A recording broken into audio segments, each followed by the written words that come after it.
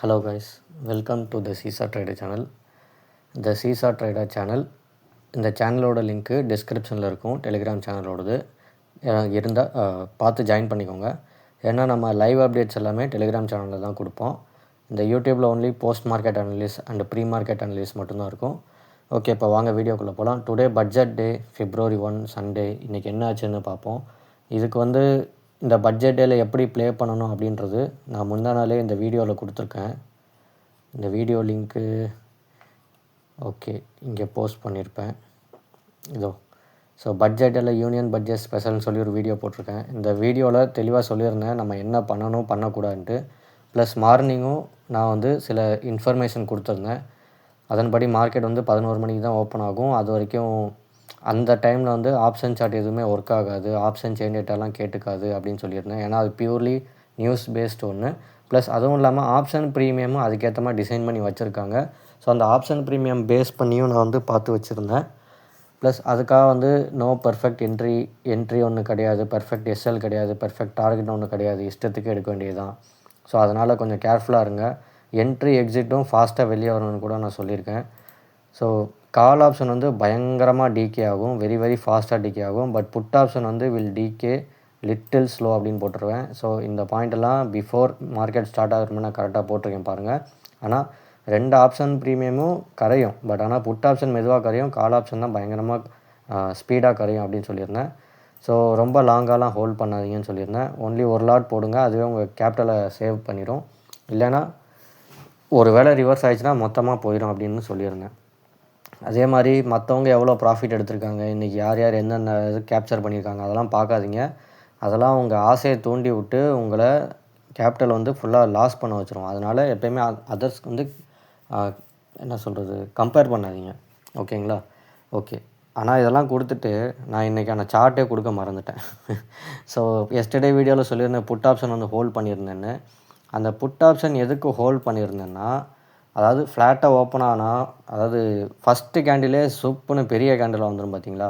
அப்போ 9:15க்கு நம்ம கரெக்டாலாம் அக்யூரேட்டாக அந்த டயத்தில் வாங்கலாம் முடியாது. ஸோ அதனால் முன்னாடியே வாங்கி வச்சுட்டா ஒன்லி கேப் டவுன் ஆனால் நல்ல ப்ராஃபிட்டு, இல்லைனா அந்த ஒரு கேண்டிலே நல்ல ப்ராஃபிட் வரும். அந்த மாதிரி எஸ்டர்டே 126 பை பண்ணியிருந்தேன்.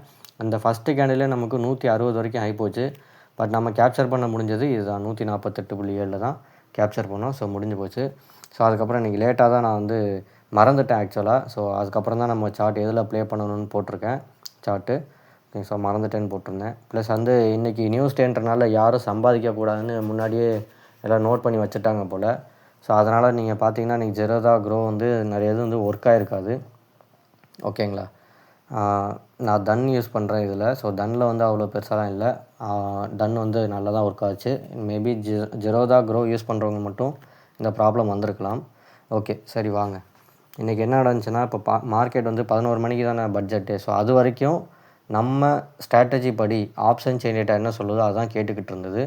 இங்கே பாருங்கள், ஆப்ஷன் செயின் டேட்டா ஓப்பன் ஆனதும் 9:20க்கு நான் அப்டேட் பண்ணியிருப்பேன்னு நினைக்கிறேன்.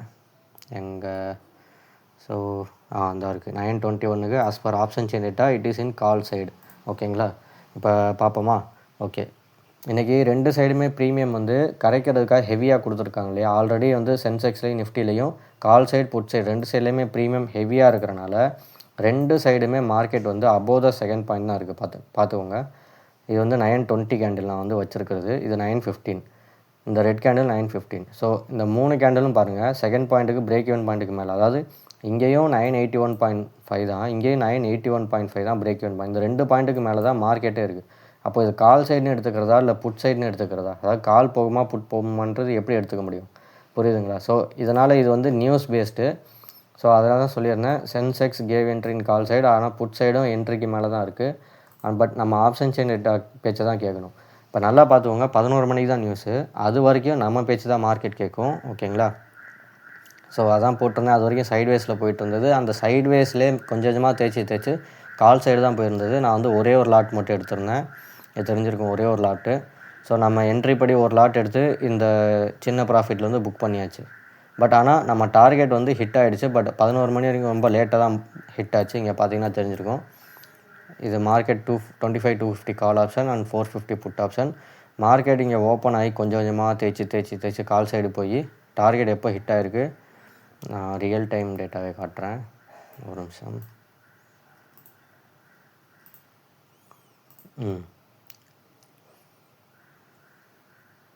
ஓகே, இந்த ரியல் டைம் டேட்டா இங்கே பார்த்தீங்கன்னா 11 மணி எப்போ கரெக்டாக 11 மணி இந்த பெரிய ரெட் கேண்டில், இந்த ரெட் கேண்டில் எதுக்காக அப்படி வந்துச்சுன்னா அப்போ தான் பட்ஜெட் வந்து ஸ்டார்ட் ஆகிருக்கு. ஸோ நான் வந்து இங்கே என்ட்ரி ஆகி இந்த கொஞ்சம் 280 இங்கே போகும்போது நான் புக் பண்ணிட்டேன். அப்போ வந்து 10:35. ஸோ ஃபஸ்ட்டு வந்து நம்ம கால் சைட் சொல்லியிருந்தோம் இல்லையா, so second point to third point target hit ஆகிடுச்சா, பட் இது வந்து ஆஃப்டர் த மார்க்கெட், அதாவது ஆஃப்டர் த பட்ஜெட் ஓப்பனிங் கொஞ்சம் ப்ளஸ் ஆச்சு. அதுக்கப்புறம் எப்போ நம்ம ஃப்யூச்சர் ஆப்ஷன், அதாவது ஆப்ஷன் இல்லை ஃப்யூச்சர் இருக்குல்ல, அதாவது Nifty future, Sensex future, stocks future, இதெல்லாமே இதில் வந்து எஸ்டிடின்னு சொல்லுவாங்க, சர்வீஸ் ட்ரான்சாக்ஷன் சார்ஜ் அப்படின்னு டேக்ஸு, அது வந்து ஏற்ற போகிறதா அனௌன்ஸ் வந்துச்சு. ஸோ அந்த நியூஸ் வந்ததும் மார்க்கெட் வந்து கால் விழுந்துருச்சு, புட்டி ஏறிச்சு.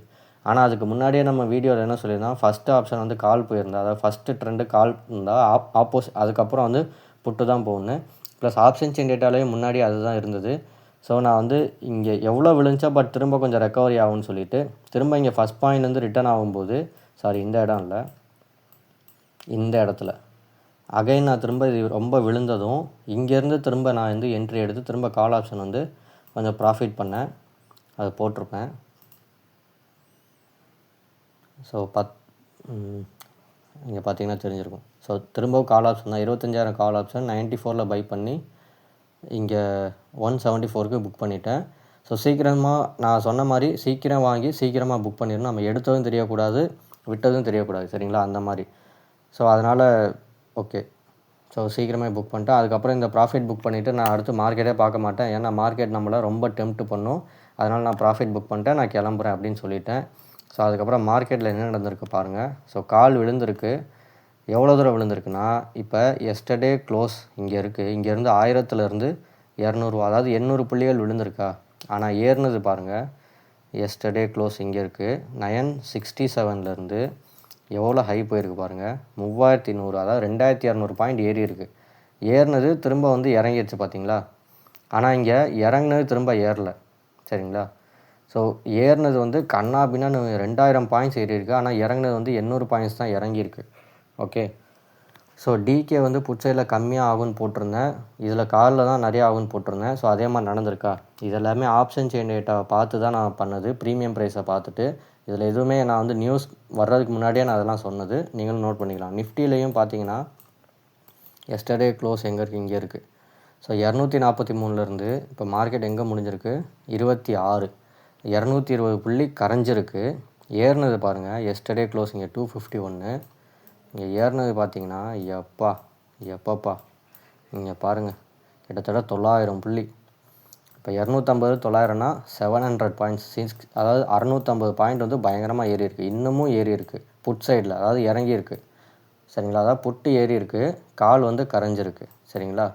ஸோ இது வந்து இந்த ஏறின ஏற்றம் இருக்குல்ல, புட் சைடில் ஏறின ஏற்றம் வந்து அப்படியே நிரந்தரம். இன்றைக்கி எவ்வளோக்கு எவ்வளோ இந்த மார்க்கெட் விழுந்திருக்கோ, இங்கே இருக்குது இந்த இதுதான் நிஃப்டி சென்செக்ஸு, இப்போ இது எவ்வளோக்கு எவ்வளோ இறங்கியிருக்கோ இங்கே இருக்குது. எஸ்டர்டேலேருந்து 25,300லேருந்து 25,700, அதாவது கிட்டத்தட்ட 500 புள்ளிகள் வந்து இறங்கியிருக்கு.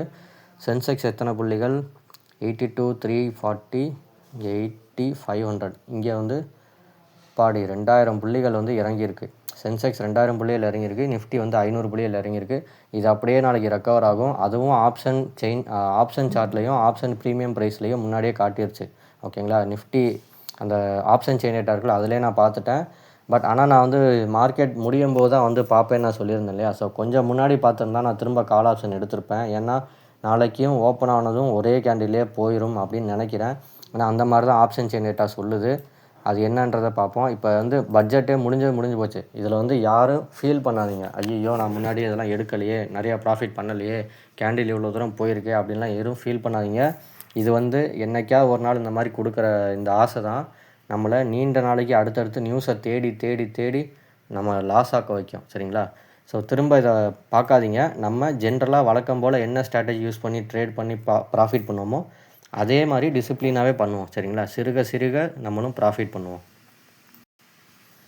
ஓகே, வாங்க நாளைக்கு மார்க்கெட் அந்த சார்ட்டை வந்து காட்டுறேன். ஸோ இதுதான் நாளைக்கு சார்ட்டு. சென்செக்ஸ் வந்து 80,300 கால், 81,300 புட் ஆப்ஷனு.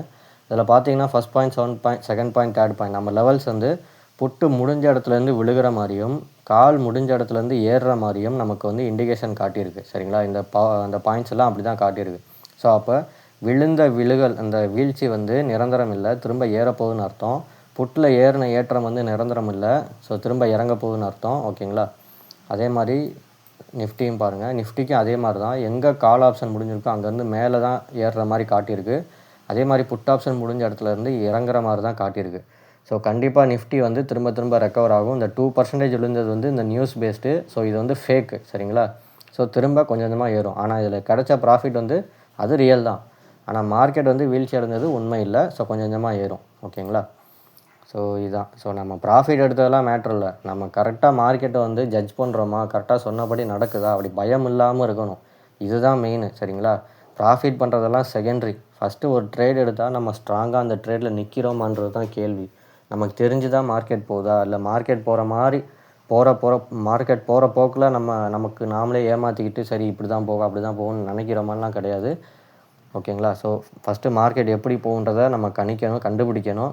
ஓகே இப்படி போச்சுன்னா இதுக்கு இதுதான் காரணம் அப்படின்றது லாஜிக்காக இருக்கணும், அது ஓப்பனாகவும் இருக்கணும். இப்போ பாருங்கள், இது நாளைக்கான சார்ட்டு நான் இங்கே போஸ்ட் பண்ணியிருக்கேன். இப்போ உங்களுக்கு காட்டினது தான். இந்த ஆப்ஷன் செயின் டேட்டா பாருங்கள். நேற்று சொன்ன மாதிரி வீடியோவில் ஒரு சின்ன மிஸ்டேக் பண்ணியிருப்பேன்.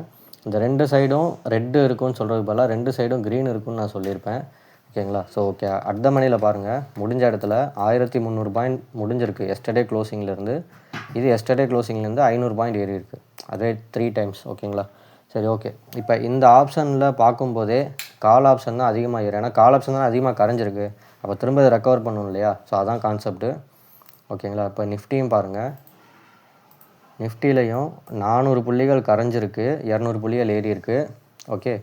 ஸோ இப்போ திரும்ப அது இறங்கின இங்கே இந்த சைடு பாருங்கள், ஓடிஎம்மில் இங்கே பிலோ 100 தான் இருக்குது. ஆனால் இந்த ஓடிஎம் பாருங்கள் மோர் தென் 200, 100, 150 இருக்கா?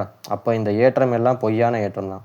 ஸோ அதை நான் ஒரு 320க்கு நான் பார்த்துருந்தா நான் கண்டிப்பாக கால் ஆப்ஷன் வந்து ஹோல்டு பண்ணியிருப்பேன். சரிங்களா? இந்த ப்ரீமியம் ப்ரைஸை நான் பார்க்காம விட்டுட்டேன், ஒரு கிரீடி வந்துருமோன்றதுக்காக. ஏன்னா மனித மனம் வந்து அப்படி தான், ஆசைக்கு ஏங்கும் பயங்கரமாக. ஸோ பட் இது ஆசை இல்லை, இது வந்து என் கண்ணு முன்னாடியே தெரிகிற ஒரு லாஜிக். என் கண்ணு முன்னாடியே தெரிகிற ஒரு ப்ரீமியம் ப்ரைஸோட லாஜிக்கு. இதை நான் பார்க்க மறந்துட்டேன், யோசிக்கவும் மறந்துட்டேன். சரி ஓரளவு ப்ராஃபிட் எடுத்துட்டோம், நம்மக்கிட்ட தான் நம்ம ஸ்ட்ராட்டஜி இருக்கே, கரெக்டாக தானே ஒர்க் ஆகிட்டுருக்கு அப்படின்றத நினச்சிக்கிட்டு நான் இதை பார்க்காம விட்டுட்டேன். ஒரு வேளை பார்த்துருந்தா கண்டிப்பாக கால் ஆப்ஷன் வந்து ஹோல்டு பண்ணியிருப்பேன். ஓகேங்களா? ஸோ இட்ஸ் ஓகே, ஆனதாச்சு. இனி மண்டே எப்படி நடக்குது என்ன நடக்குன்றத பார்ப்போம். வழக்கம் போல் லைவில் தான் மார்க்கெட் வந்து ப்ரிடிக்ட் பண்ண முடியும். இந்த ப்ரீமியம் ப்ரைஸை பார்த்தது வந்து நல்லது தான், பட் ப்ரீமியம் ப்ரைஸை வச்சு நம்மளால் ஓரளவுக்கு ஜட்ஜ் பண்ண முடியும். பட் இது அந்த ப்ரீமியம் ப்ரைஸ் வந்து டக்குன்னு அந்த டார்கெட் இந்த ரெக்கவரி ஆகிடுச்சுன்னா அதுக்கப்புறம் என்ன நடக்கும்ன்றது இந்த ஆப்ஷன் செயின் டேட்டா மொத்த சார்ட்டும் பார்க்கும்போது தான் நமக்கு தெரியும். சரிங்களா? இது வந்து லைவில் தான் ப்ரெடிக்ட் பண்ண முடியும். நாளைக்கு வந்து இது ரெக்கவர் ஆகுன்றது இப்போ தெரிஞ்சு போச்சு. ரெக்கவர் ஆனதுக்கப்புறம் என்ன ஆகும் அது வந்து லைவில் தான் ப்ரெடிக்ட் பண்ண முடியும். ஸோ லைவில் பார்ப்போம் கைஸ்.